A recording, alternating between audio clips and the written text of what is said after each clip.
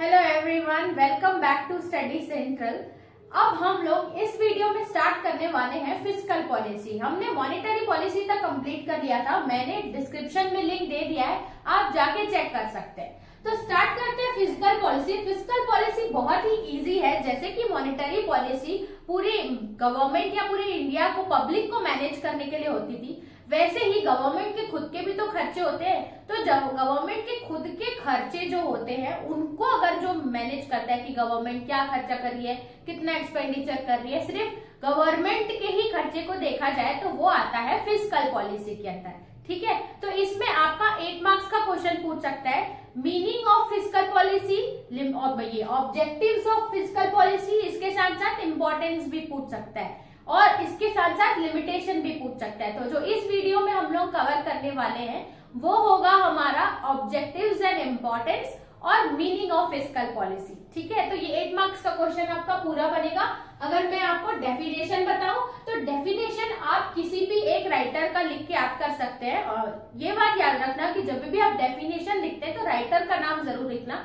कोई भी 2 लाइन का आप अपने हिसाब से देख के याद कर लो। मीनिंग जो हम लोग लिखते हैं तो एक्सप्लेन करते हैं, डेफिनेशन में राइटर का नाम लिखना जरूरी रहता है, इससे आपका आंसर थोड़ा बड़ा दिखेगा।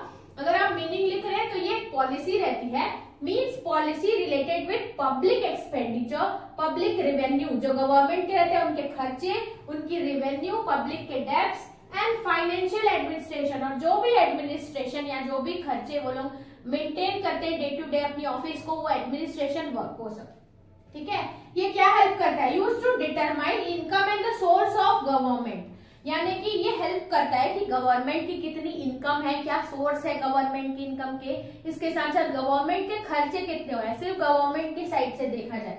ठीक है, expenditure of it by the government और गवर्नमेंट के एक्सपेंडिचर। ठीक है, अब इसमें बोल सकता है कि ये पॉलिसी जो हम लेके आते हैं उसके क्या ऑब्जेक्टिव है, उद्देश्य क्या है, या आप बोल सकते हैं कि इसकी इंपॉर्टेंस क्या है, why fiscal policy is importance. So apart from meaning let's see to determine the public expenditure policy, की पब्लिक का कितना, गवर्नमेंट का कितना खर्चा हो रहा है वो डिटरमाइन करने में हेल्प करता है।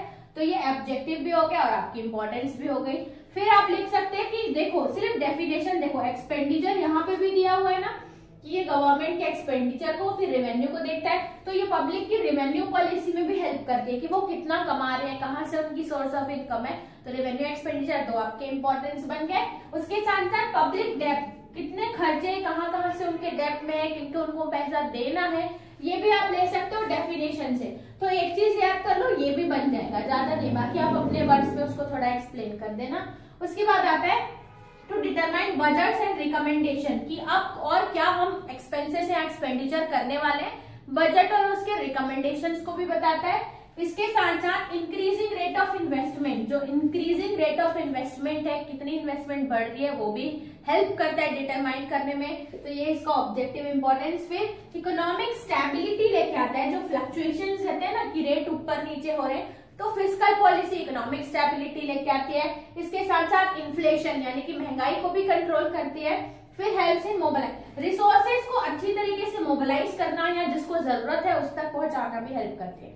तो ऑब्जेक्टिव्स और इंपॉर्टेंस में ये पॉइंट्स आप लिख के अपने से एक्सप्लेन कर सकते हैं, तो इजिली आपको 8 मार्क्स मिल जाएंगे। तो ये था हमारा क्वेश्चन या टॉपिक, बोल सकते हैं, meaning, objectives and importance of fiscal policy. Next video में चलते हैं और देखते हैं फर्दर इस चैप्टर के टॉपिक्स। तब तक के लिए थैंक्स फॉर वॉचिंग।